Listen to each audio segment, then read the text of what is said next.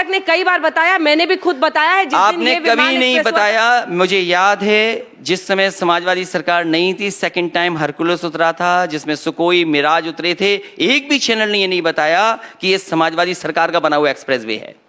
ये आप ये गलत रोना है आपका। मैं तो आर्काइव में होगा आपका वीडियो, आपको लिंक भेज दूंगी, आप देख लीजिएगा। आपके ऑफिस आपको दिखा देगा कि हमने आज तक पर बताया था। अगले सवाल पर जरा आते हैं, क्योंकि मुझे पता है आप नोएडा से भाग रहे हैं। नहीं, नोएडा से नहीं भाग रहा हूँ। कहाँ जवाब दिया सर आपने?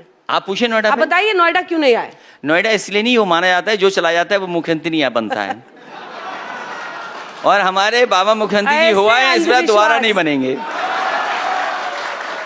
पर कहाँ, सरकार तो गिरी नहीं उनकी। आप लोग तो डरते थे सरकार गिर जाती। हम कुछ चीजें माने, ऐसे अंधविश्वास। हाँ ठीक है, तो धर्म भी कभी कभी अंधविश्वास होता है। हाँ, इसीलिए तो हम आपसे पूछ रहे हैं कि कृष्ण जी क्यों सपने में आने लगे चुनाव? इसलिए सपने में आ गए, मेरे कुल भगवान है।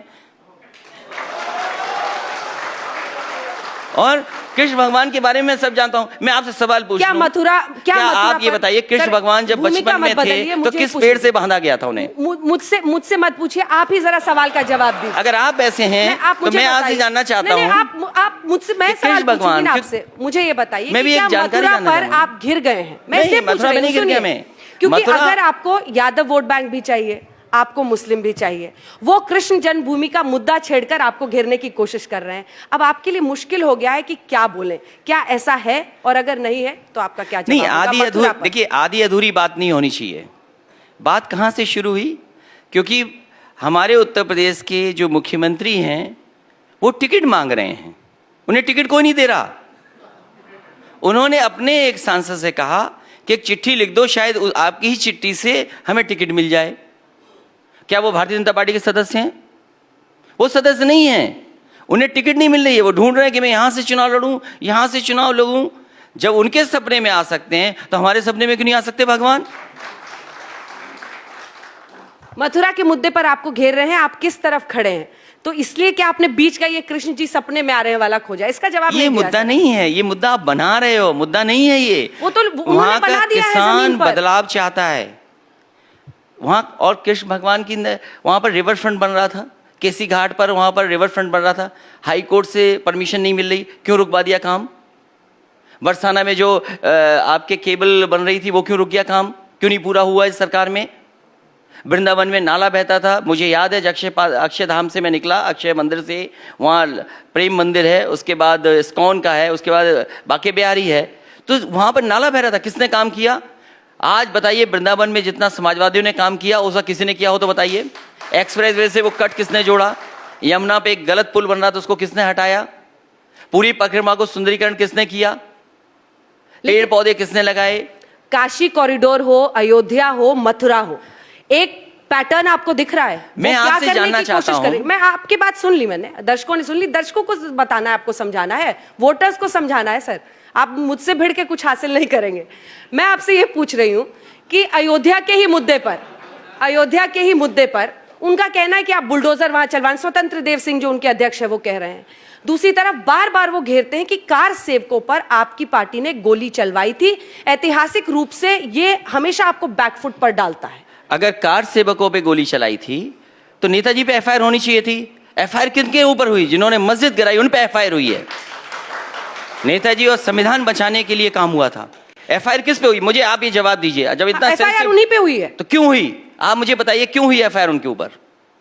लेकिन वो तो पॉलिटिकली इसको भुना रहे हैं। मैं ये जानना चाहता हूं, पॉलिटिकली भुना रहे हैं। आप देश की चिंता नहीं है आपको? पॉलिटिकल भुनाएंगे, वो पॉलिटिकली भुना रहे हैं। आप पॉलिटिकल भुनाएंगे, देश की चिंता नहीं है आपको? नहीं, जिस तरह की राष्ट्रवाद और धर्म की राजनीति हो रही है, अभी तो सर आप भी इतना भव्य राम मूर्ति बना रहे हैं ना। सब क्या करें?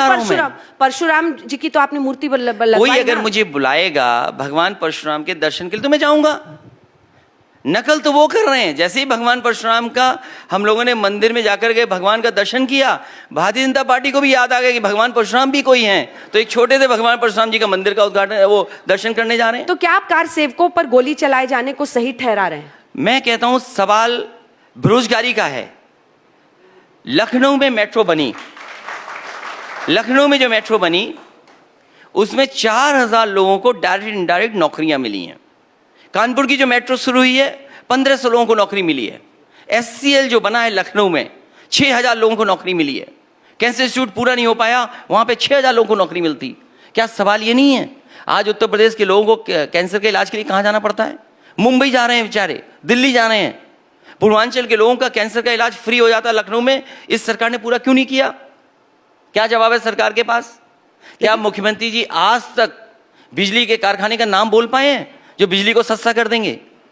यहां लोग जानते होंगे कि हरदोआगंज का कारखाना अभी चालू नहीं हुआ, उद्घाटन करके आ गए, कारखाने का नाम नहीं बोल पाए।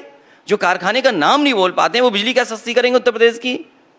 लेकिन इमोटिव इशू, एक बार फिर से मैं आ रही हूं, क्योंकि इमोटिव इशू पर वो खेलते हैं। पिछली बार प्रधानमंत्री की वो लाइन शमशान और कब्रिस्तान वाली, उसने बहुत हद तक बीजेपी को जीत में, प्रचंड जीत जो उनकी मिली उसमें साथ दिया।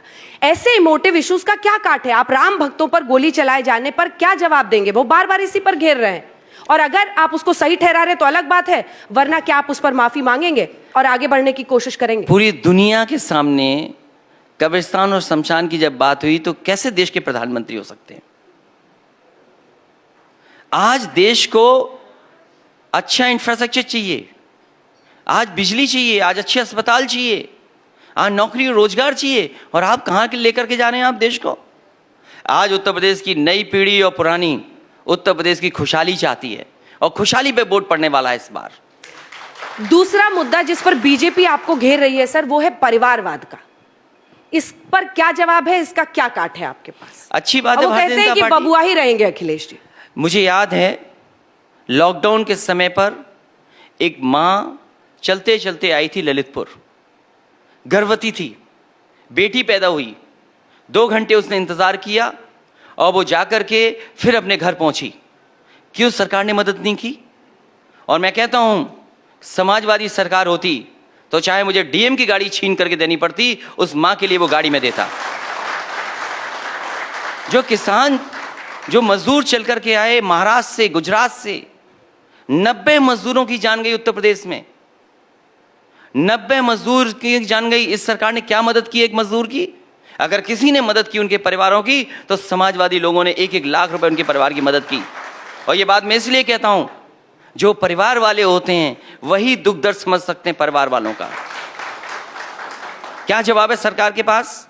वो तो कहते हैं कि अब कोई दूसरा जो समाजवादी पार्टी का कार्यकर्ता है वो कभी अध्यक्ष बनने की, मुख्यमंत्री बनने की सोच ही नहीं सकता, क्योंकि परिवार की वजह से वो कुर्सी आपके लिए सुरक्षित रहेगी। ये जनता तय करेगी कि कौन कुर्सी पर बैठेगा। और भारतीय जनता पार्टी का परिवारवाद नहीं है क्या? आप गिनिए भारतीय जनता पार्टी का परिवार कितना बड़ा है। क्या अपनी कुर्सी पर नहीं बैठाते हैं? आप बताइए, कर्नाटका में जो मुख्यमंत्री बने उनके पिताजी क्या थे? क्या उत्तर प्रदेश में परिवारवाद नहीं है? भारतीय जनता पार्टी वो वॉशिंग मशीन है, अपराधी हैं तो साफ होकर के आ जाएंगे, माफिया हैं तो साफ होकर के आ जाएंगे, उन्हें अपना परिवारवाद नहीं दिखाई देता है। क्या कर्नाटक के मुख्यमंत्री के पिताजी मुख्यमंत्री नहीं थे? क्या जवाब है आपके पास? परिवारवाद क्या जवाब है आपके पास? उत्तर प्रदेश में एक दिल्ली के मंत्री हैं, उनका बेटा है टिकट पाता है, वो नहीं है परिवारवाद?